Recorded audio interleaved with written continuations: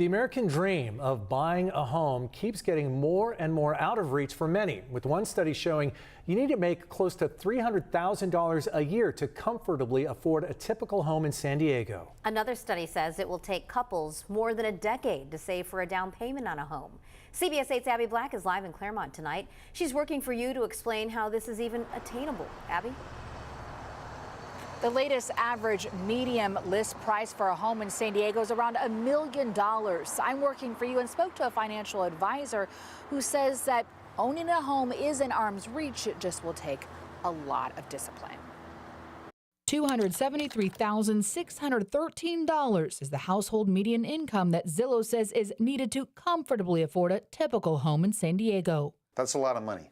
That's a lot of money. Casey Broach is the vice president at DACA Investments. He's a financial advisor who says this report should not crush your dreams of owning a home in America's finest city. It's attainable with a lot of proper discipline and obviously a very defined goal set. Broach says after you've figured out what you can realistically afford and what the down payment will be, let's break this down to an acronym. I call it the CARIT method. C is create a monthly, annual, and projected budget and analyze your income and expenses. And A is set up an automated savings account, whether that be from a paycheck via direct deposit or after you've paid something off. That's usually the easiest. It's like car payments or a cell phone payment. As things automatically get paid, that's going to make it a lot easier. R is reduce your spending and see where you're throwing away money, and do this annually by checking your bank and credit card statements. Do you have Netflix, Hulu, Disney, you name all the media type subscriptions you may have on top of cable, on top of maybe a radio subscription. I is for increased income that you can tuck away. Side hustling DoorDash, they're doing these delivery type services out there.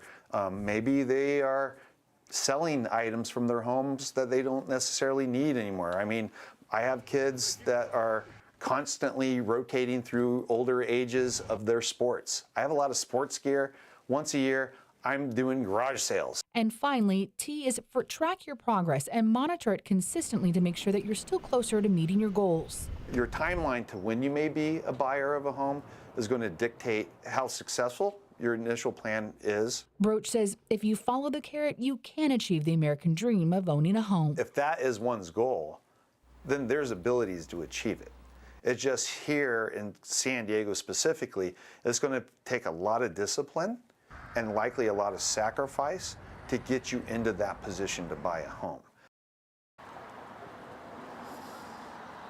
He also says that once you are down that path of getting closer to buying a home, you need to reach out to a mortgage counselor, and they can give you some insight into first-time home buyer programs as well as low down payment options to make it possible. And I know why this CARIT acronym may sound elementary, but I can attest that it can work. My husband and I, before the pandemic, were interested in buying a home, but we just financially were not there.